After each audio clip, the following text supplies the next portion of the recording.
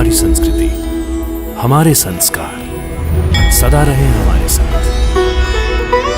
भारत के महान ग्रंथों और काव्यों का संपूर्ण संकलन।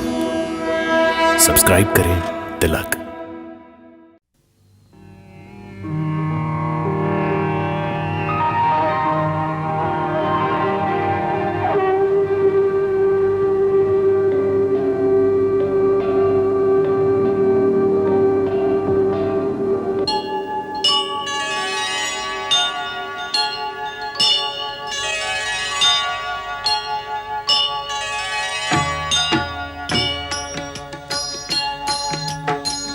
सीताराम चरित अति पावन, मधुर सरस अरु अति मन भावन।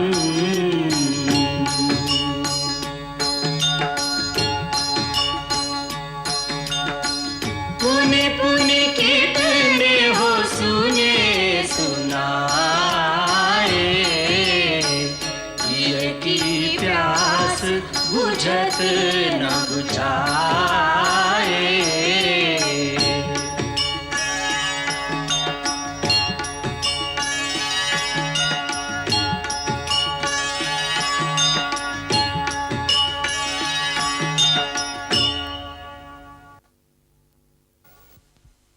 सावधान सावधान, अयोध्यापति सूर्यवंशी राजा रामचंद्र पधार रहे हैं। राजा? राजा राम? हाँ, राजा रामचंद्र जी। लो, वो आ गए।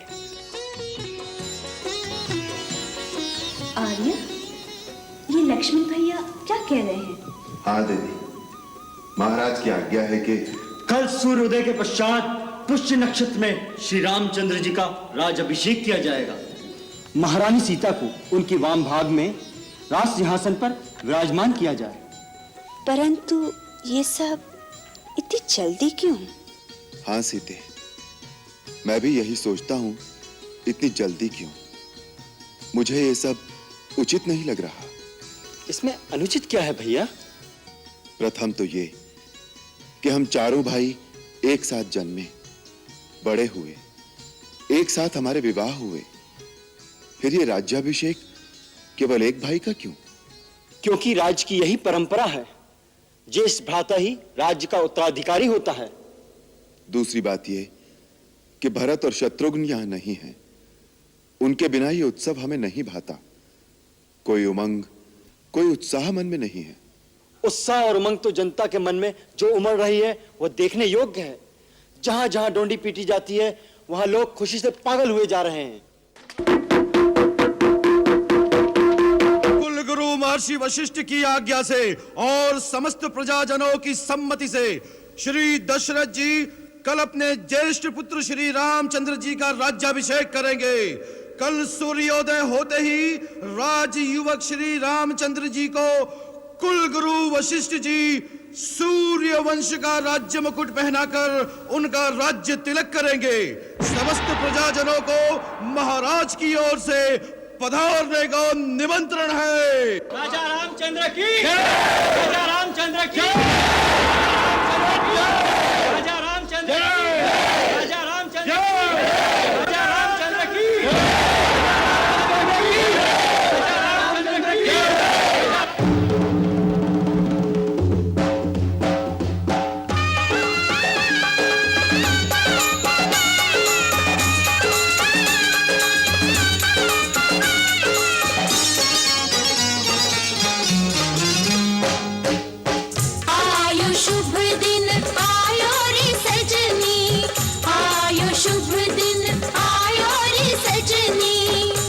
घर बजत बधैया अवध में, घर घर बजत बधैया अवध में, चौदिसी आनंद छायो रे सजनी।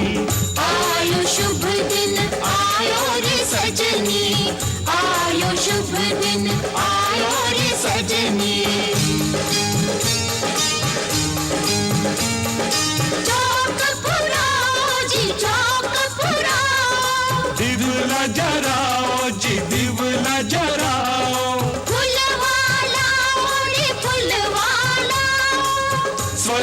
सुंदर अयोध्या सजाओ, स्वर्ग से सुंदर अयोध्या सजाओ।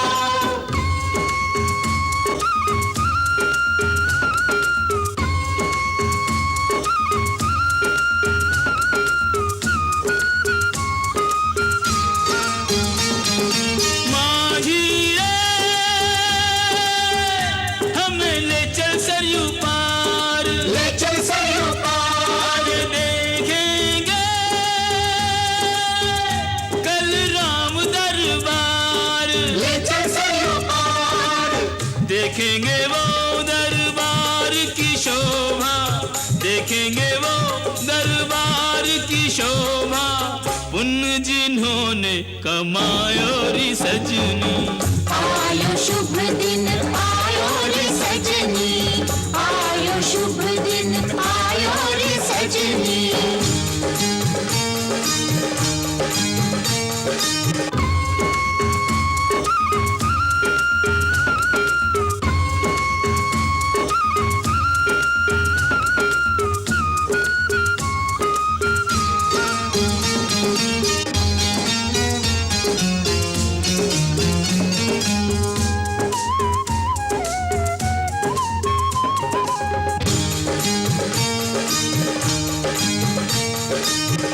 श्री राम से भेंट करेंगे, मस्तक उन चरणों में धरेंगे, रघुबर सबकी पीर हरेंगे, राम जी सबकी झोली भरेंगे, राम जी सबकी झोली भरेंगे।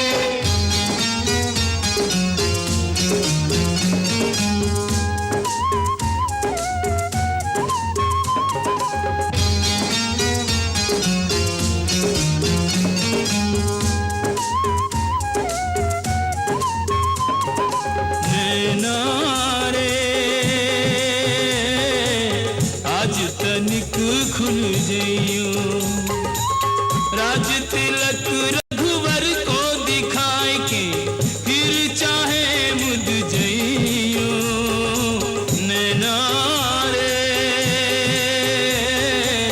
आज तनिक खुल जइयो। आज की रैन कटे नहीं काटे, आज की रैन कटे नहीं काटे, सबको मन अकुलायो रे सजनी। आयो शुभ दिन आयो रे सजनी, आयो शुभ दिन आयो रे सजनी।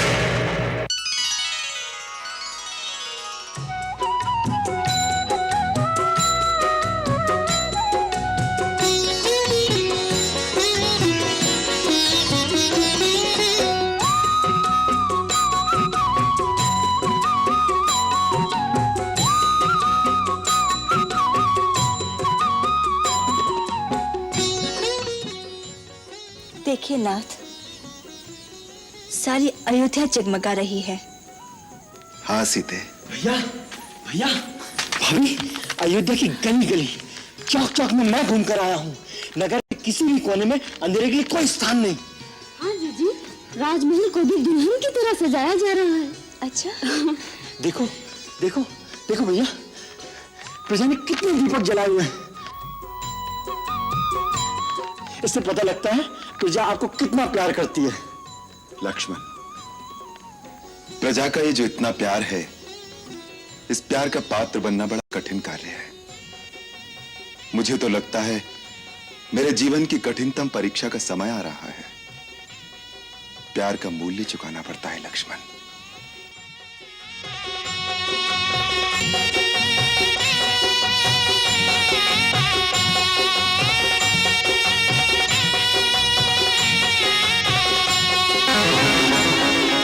अरे कुबड़ी, दिखता नहीं है क्या? आंखें भी फूट गई हैं। अमंगल करने सामने आ गई। ज्यादा बोलोगी तो फूलों सी होगी। अरे कुबड़ी क्यों भभक रही है?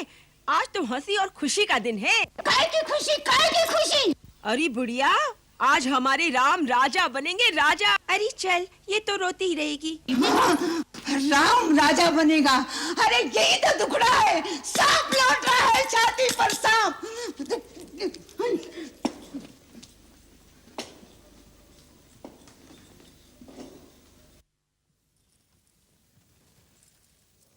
ये लो, और मेरे राम की मंगल कामना करो। महारानी जी की जय हो। अरे मेरी नहीं, मेरे राम की जय बोलो। ये मंथरा जाने कहाँ रह गई? ये मरी ऐसे ही करती है। अरे करमजली, आई तो सही, कहाँ मर गई थी तू? देख, तेरे लिए कितना बहुमूल्य हार मैंने सबसे पहले निकाल कर रखा था। ला, मैं स्वयं इसे अपने हाथों तुझे पहना दूं। मेरी मंथरा माई। मारा गले में मत डालो रानी, गला काट कर फेंक दो, जिससे तुम्हारे बुरे दिन अपनी आंखों से न देखूं। चुप रह, न जाने क्या बकबक करती है। बुरे दिन आए मेरे बैरियों के। क्या मंथरा, तेरी ये दशा क्यों हो रही है? क्या हुआ है तुझे? तेरी ये दशा देखकर तो मुझे सचमुच आशंका होने लगी है। राम तीनों भाइयों सहित और महाराज कुशल से तो है ना? सब कुशल से है, तुम्हारी ही कुशल नहीं दिखाई देती। मैं तो खुशियों के सागर में डुबकियां लगा रही हूँ। मुझे तो बस एक ही बात दिखाई दे रही है, मेरा राम कब राजा बनेगा, कब अयोध्या के राज्य सिंहासन पर बैठेगा। हाय हाय हाय, फूट गए कर। मुंहजली, तेरा रूप अच्छा नहीं है, कम से कम बातें तो अच्छी किया कर। व्यर्थ के गाल बजाए जा रही है। ओह, लगता है तुझे लखन लाला ने कुछ कहा है, क्योंकि मेरा राम वो तो किसी को कोई कड़वी बात कभी कह ही नहीं सकता। क्यों कहेगा? सबसे मीठा रहकर ही तो सारी अयोध्या का राज हड़प कर जाएगा। करमजली, तेरी जीभ खिंचवा लूंगी, समझी? अरे राम बड़ा है, वही राजा बनेगा, और फिर सूर्यवंश की रीति यही है। उस रीति का परिणाम भी सोचा है कभी? राजा बनेगा राम और भरत बनेगा दास, और तुम बनोगी दासी।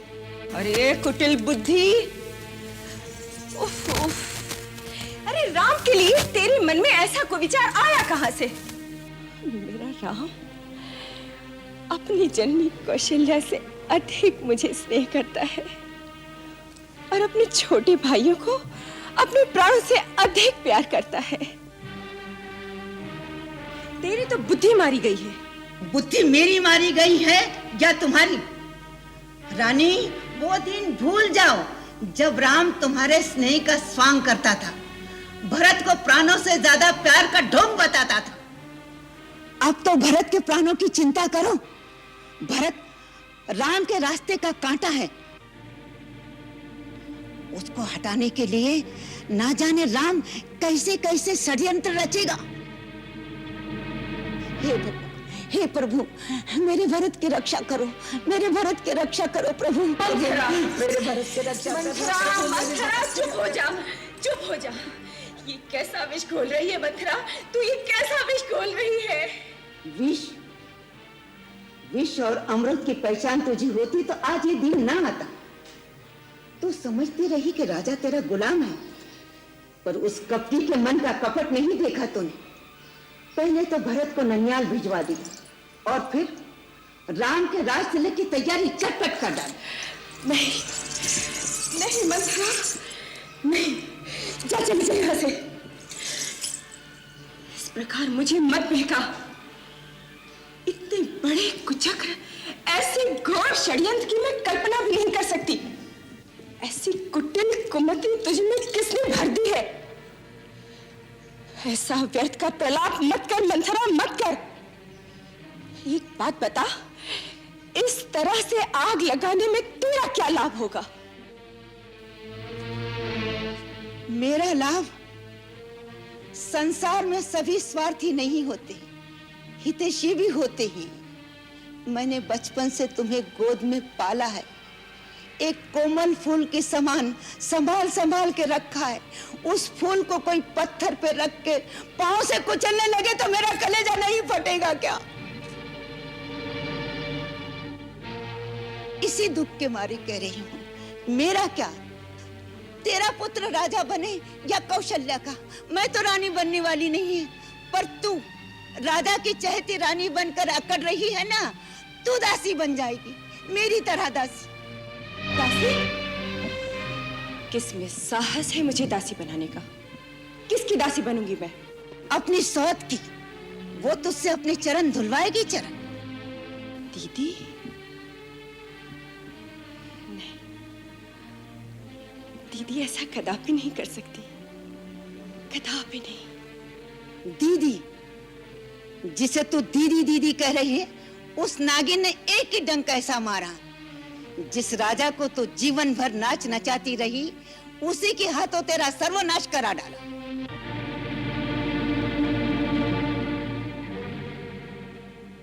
राम के राज तिलक की घोषणा से पहले राजा ने इस बात की तेरे कान पे भनक भी पड़ने दी। कितने दिन से ये षड्यंत्र चलता होगा, इसकी तुझे हवा भी लगने दी।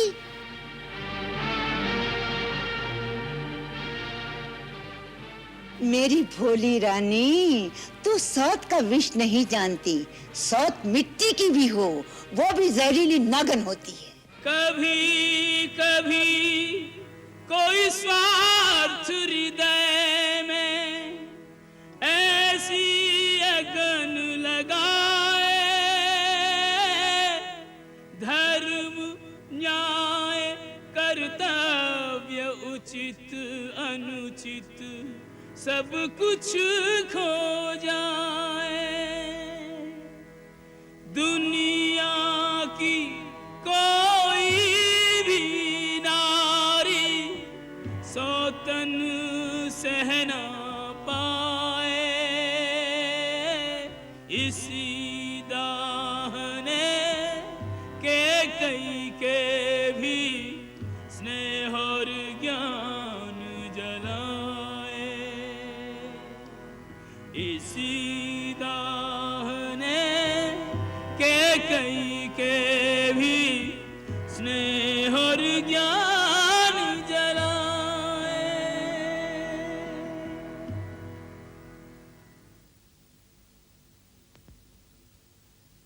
नहीं, मैं किसी की दासी नहीं बनूंगी।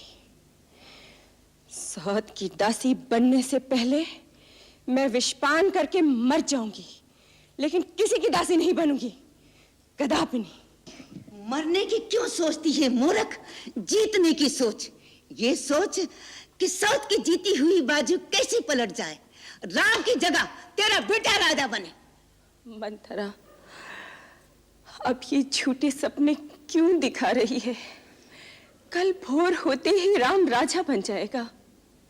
कल में और आज में अभी एक रात बाकी है। एक रात में क्या हो सकता है? प्रलय। प्रलय? प्रलय तो एक क्षण में होती है, हमारे पास तो रात बाकी है। अगर तुमने ठीक पासा फेंका तो जीत हमारी है।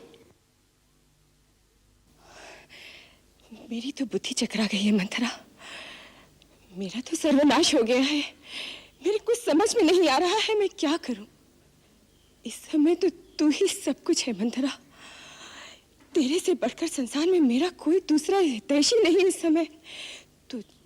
तू जो रास्ता बताएगी मैं उसी रास्ते पे चलूंगी। रास्ता भी मैं ही बताऊं? और कौन बताएगा? तो सुन, महाराज के तुम्हारे पास 2 वर बाकी हैं। वरदान? क्यों भूल गई? तुमने तो ये कहानी सुनाई थी देवता और असुरा में युद्ध हुआ था। तब महाराज उस युद्ध में इंद्र की सहायता करने के लिए गए थे। तुम भी साथ थी। हाँ हाँ, उस युद्ध में महाराज बुरी तरह जख्मी हुए और वहीं मूर्छित हो गए।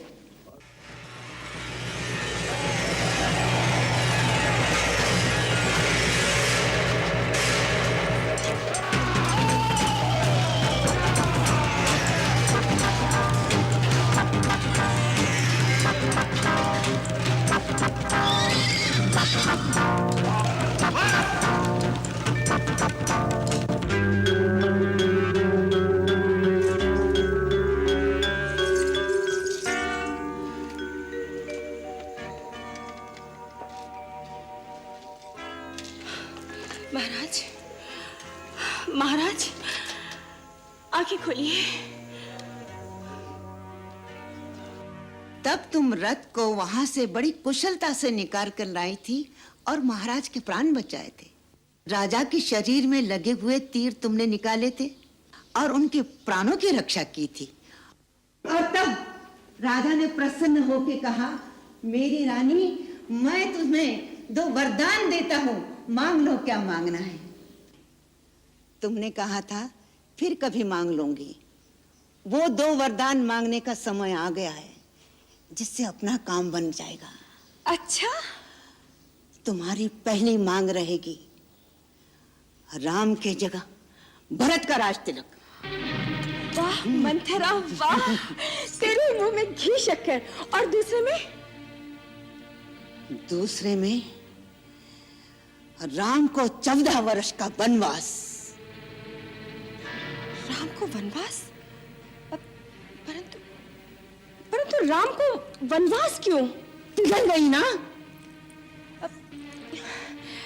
मंथरा, रूठ मत, मैं तो बड़ी नासमझ हूँ। मुझे समझाकर कहना, अवश्य ही इसमें कोई अच्छी बात होगी। ये मोह ममता का समय नहीं, कूटनीति का समय। राम ने अयोध्या की प्रजा पर भी अपना जादू डाल रखा है। वो राम को लेकर विद्रोह कर सकते हैं। उस प्रजा को अपने वश में करने के लिए कुछ वर्ष लगेंगे कि नहीं? बोल, लगेंगे ना? 14 वर्ष में भरत राम की जगह अवध में अपना सिक्का जमा लेगा। बस बुला महाराज को इसी समय, बदल दे समय के धारा को, जीत ले बाजी।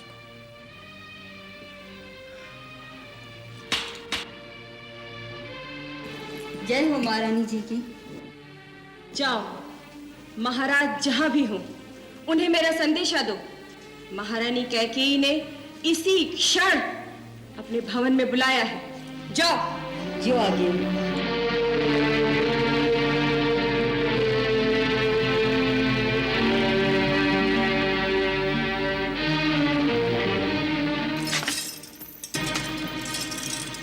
मैं महाराज के दर्शन करना चाहती हूँ इसी समय। इस समय किसी को अंदर जाने की आज्ञा नहीं है। महारानी कैकेयी का विशेष संदेश है। फिर भी नहीं। तुम्हारा ये साहस महारानी की दासी को रोक रहे हो, इसका परिणाम जानते हो? हम केवल राज आज्ञा का पालन जानते हैं। महाराज से निवेदन कर देना कि छोटी महारानी शीघ्र मिलना चाहती हैं।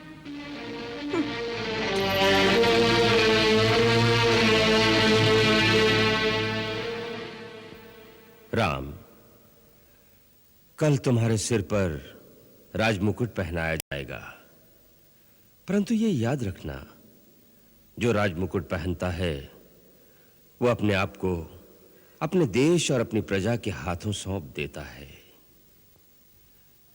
राजा होने का अर्थ है सन्यासी हो जाना।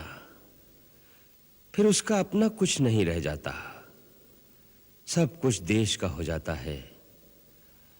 आवश्यकता पड़ने पर राजा को देश के लिए स्त्री, पुत्र, मित्र, यहां तक कि अपने प्राण भी त्यागने पड़े तो त्याग दे, क्योंकि देश ही उसका मित्र है, देश ही उसका परिवार है। जो देश के लिए अपना सब कुछ नहीं त्याग कर सकता, उसे राजा बनकर प्रजा से कर लेने का कोई अधिकार नहीं। राजा को अपने हर आचरण से एक मर्यादा, एक आदर्श स्थापित करना पड़ता है, क्योंकि प्रजा उसी को देखकर आचरण करती है। एक राजा की मूल शक्ति दंड नहीं, न्याय है। न्याय जो पक्षपात से रहित हो और जो संकुचित भी ना हो, क्योंकि न्याय करते हुए उदारता को भी नहीं छोड़ना चाहिए।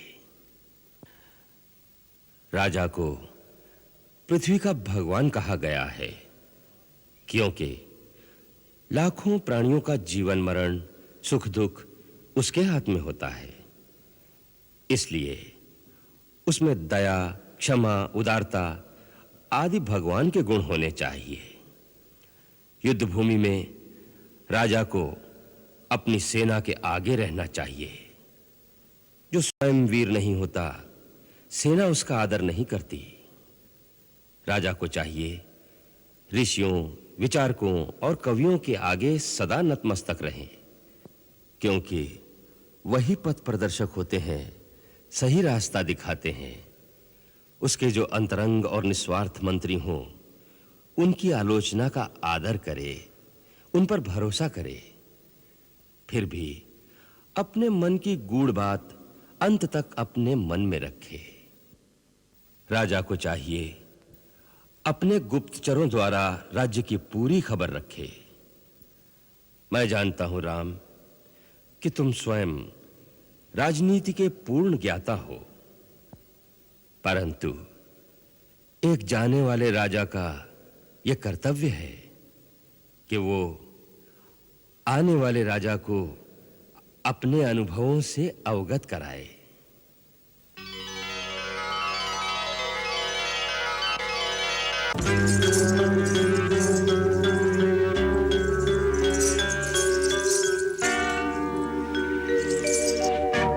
देख लिया, महारानी कई का संदेशा होते हुए भी दासी को महाराज के पास नहीं जाने दिया। अभी तो राम गद्दी पर बैठा ही नहीं तो ये हाल है। मैं भी देखती हूँ कैसे बैठता है वो राजगद्दी पर। यही तो देखना है कि ये उबाल महाराजा के मीठी मीठी बातों में कहीं ठंडा ना हो जाए। सावधान रानी, आज पति की चिकनी चुपड़ी बातों में फिसल गई तो जन्म भर कर्म फोड़ती रहोगी।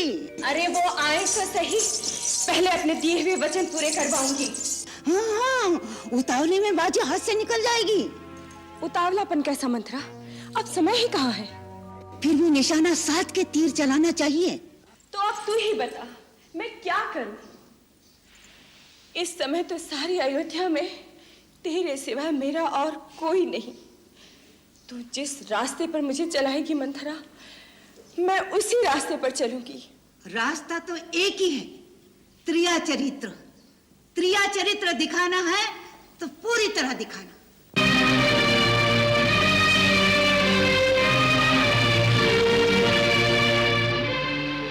सबसे पहले तो तू ये अपना साज श्रृंगार उतार कर फेंक दे, निकाल दे ये गहने सब। चली जा सीधी कोप भवन में। जल से निकली मछली की तरह धरती पर तड़पती रहना। रो रो के आंखें सुझा लो, भले ही झूठे आंसू हो। फिर उससे क्या होगा? तुम्हें इस बुरी हालत में देख के महाराज के होश उड़ जाएंगे।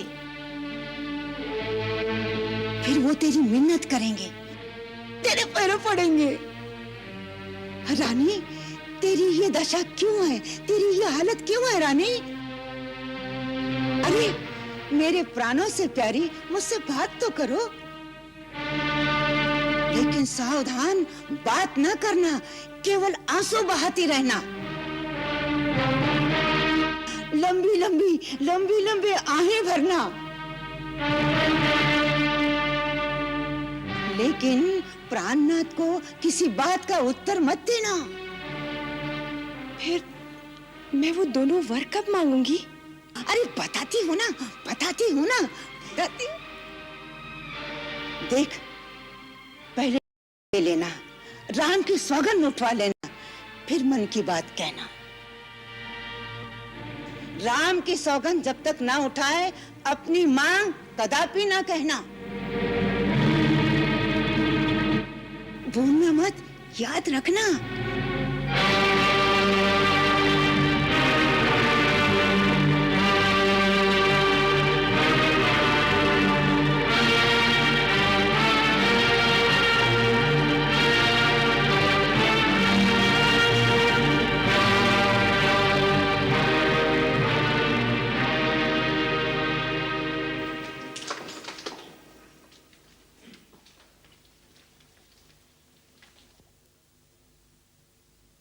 कुछ निवेदन है प्रजापालक। कहो, क्या कहना चाहते हो? क्षमा महाराज, राज राजेश्वरी देवी कैकेयी की परिचारिका अंदर आना चाहती थी, किंतु राज आज्ञा के कारण उन्हें रोक दिया गया। क्यों आई थी? संदेशा लाई थी। महारानी जी श्री महाराज के इसी क्षण दर्शन करना चाहती। वत्स, तुम अपने कक्ष में चलो। गुरुदेव वशिष्ठ जी वहीं पधारेंगे। वो तुमसे और सीता से इस अवसर पर कुछ धार्मिक अनुष्ठान करवाना चाहते हैं। जो आज्ञा।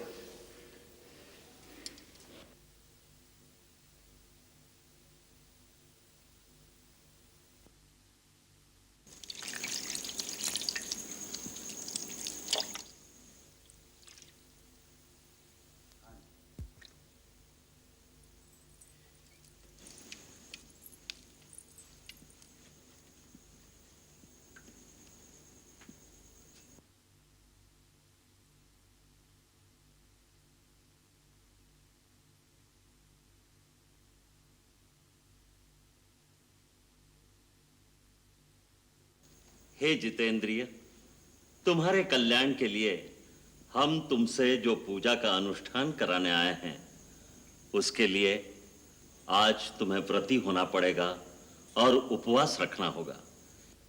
कल राज सिंहासन ग्रहण करने तक तुम दोनों को मनसा वाचा कर्मणा आत्मशुद्धि के साथ संयम पूर्वक रहना होगा और धरती पर कुशा का आसन बिछाकर सोना होगा। जो आज्ञा गुरुदेव।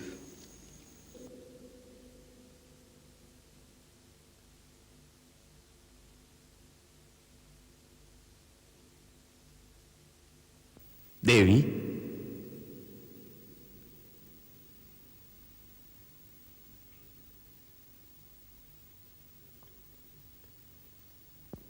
देवी कैकेयी, मंथरा, मंथरा, मंथरा, मंथरा। जय हो महाराज। देवी कैकेयी दिखाई नहीं देती, कहाँ है वो? महारानी जी को भवन में चली गई हैं। भवन?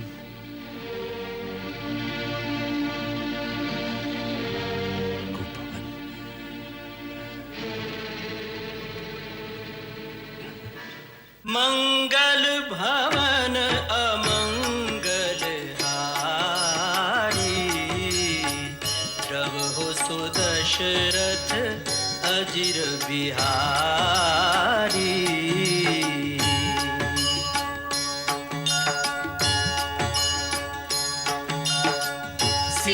सीताराम चरित अति पावन, मधुर सरस अरु अति मन भावन।